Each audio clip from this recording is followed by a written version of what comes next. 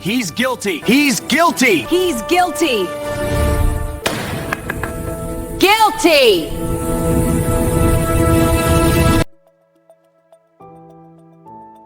The story begins in the quiet plains of Idaho, where the wind carries the scent of wheat fields and early morning frost. In that small corner of the world lived a woman whose name would one day echo across courtrooms and national headlines.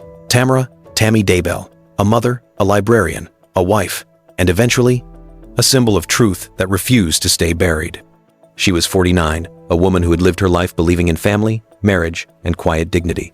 Tammy grew up in a household filled with laughter, routines, and Sunday traditions. Her mother taught her that a gentle voice could calm any storm. Her father taught her that loyalty was sacred.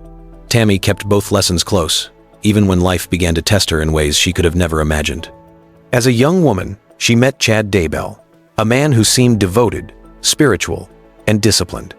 He was a cemetery groundskeeper who spoke with unusual certainty about dreams, visions, and spiritual impressions. To Tammy, he seemed thoughtful, introspective, maybe even prophetic. She saw depth. She saw potential. She saw a partner. For a time, they built a marriage brick by brick, child by child, sacrifice by sacrifice. They raised 5 children. Tammy worked long hours in the school library, quietly nurturing students' curiosity, while Chad wrote books about apocalyptic visions, claiming personal inspiration.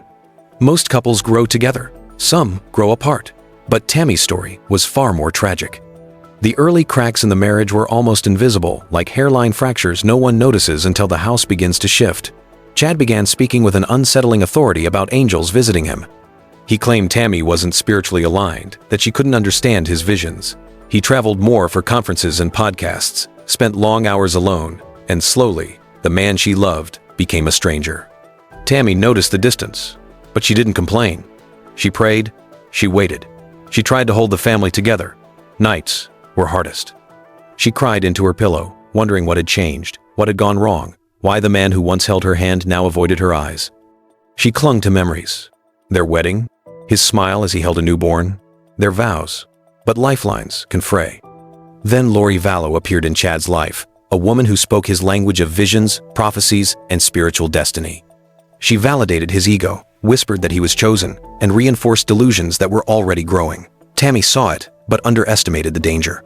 Chad's fascination with Lori wasn't just emotional, it was obsessive. Messages, secret meetings, coded conversations. He began labeling people dark or expendable, in a way that terrified anyone who glimpsed it. Tammy felt fear creeping into her bones. She couldn't sleep. She felt watched. She felt trapped in a nightmare that had no doors. October 2019, the month Tammy's life ended. A masked man attempted to shoot her in her driveway. She survived, shaken, but her intuition screamed that danger wasn't over. She tried to share her fear, but Chad dismissed it, calm, emotionless. He didn't comfort her. He didn't explain. He wasn't the husband she had known. Her final weeks were filled with dread. She lost weight, her eyes dimmed, her spirit waned. She kept working, cooking, attending church, but she was shrinking inside. One night, she confronted Chad gently. "What's happening to us?" He didn't answer. He didn't even look at her. She walked away, knowing she had already lost him, long before death would take her. Her death came suddenly, quietly. Chad said it was peaceful, natural, tragic. He called friends, organized her funeral, managed every detail. But his composure was unnerving. No tears. No heartbreak, only calculation. The funeral was rushed, her burial immediate. 2 weeks later, Chad married Lori on a sunny Hawaiian beach. His new bride, smiling, in a world oblivious to the darkness that had just passed. While the adults whispered, a storm brewed beneath the surface. Lori's 2 children, Tylee Ryan and Joshua J.J. Vallow, disappeared. Questions arose. Where are the kids? When were they last seen? Why does Lori refuse to answer? Investigators knocked on doors. Neighbors whispered. Family members panicked. Chad's answers were vague. "They're safe," he said. "Somewhere warm." But no one had seen them. Lori showed no concern. Tammy's relatives pieced together the picture. If Chad could lie about Tammy, they whispered, what else is he hiding? Authorities uncovered emails, messages, burner phones, travel receipts. The digital footprint revealed obsessive, coded discussions about dark spirits and obstacles. It became clear, Tammy's death wasn't isolated. It was the beginning of something monstrous. December 2019, national media swarmed the story. Headlines screamed, "Children missing after Mother Mary's man whose wife died weeks before," "Idaho couple under investigation," "Tammy Daybell's family speaks out," Chad's mask began to crack. Truth always claws its way to the surface. A cold December morning, Tammy's body was exhumed. Forensic examiners confirmed it. Homicide by asphyxiation. The timeline snapped into place. The masked shooter, bruises, sudden collapse, rushed funeral, remarriage, all pointed to Chad.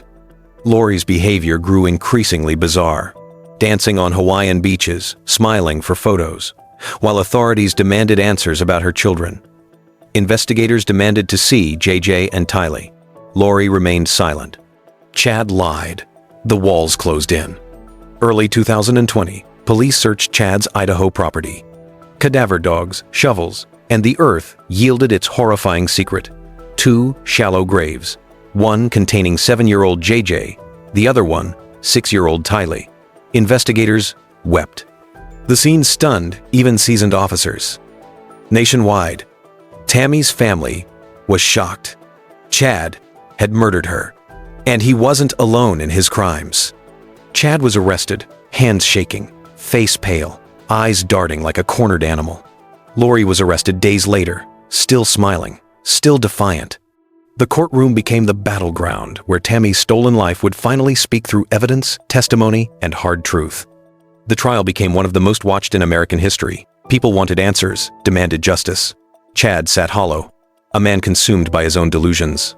Tammy's family sat together, holding tissues, holding each other, holding grief that spanned years. Prosecutors presented the timeline, the affair, coded messages, growing obsession, spiritual delusions, first failed attack, successful murder, rushed funeral, rapid remarriage, missing children, bodies found. With each photograph, witness, and message, Chad shrank further into his chair. Defense tried to portray manipulation, confusion, influence from Lori. Evidence cut through excuses, messages condemning Tammy, maps showing shallow graves, forensic results. Tammy's daughter testified about her mother's fear, weight loss, unspoken sadness. She tried to be strong, she whispered, but she knew something was wrong. The courtroom was silent. Chad stared at the table, helpless. The jury deliberated briefly. Guilty on all counts. The judge pronounced, Chad Guy Daybell is sentenced to death. Some cried, some sighed, some closed eyes in gratitude. Justice had spoken. Outside the courthouse, Tammy's sister whispered, she can finally rest. Families gathered, tears freely falling. Lies, betrayal, unimaginable grief. The weight began to lift. Justice didn't come with noise or applause. It came quietly through truth, perseverance, courage. Lies can burn, but truth survives the fire. It may come late, slow, after the world has judged you, but when it comes, it roars. The story ends not with vengeance, but with truth. Tammy's life, though stolen, became a beacon. Her voice carried through the darkness, ensuring that deception, betrayal, and murder would not prevail. Those who had harmed her faced accountability. Those who loved her could grieve and begin to heal. Her children, the victims of broken hearts and fractured families, would not be forgotten. The law had spoken. The world had watched. And the legacy of truth, courage, and justice endured powerful enough to survive even the darkest evil.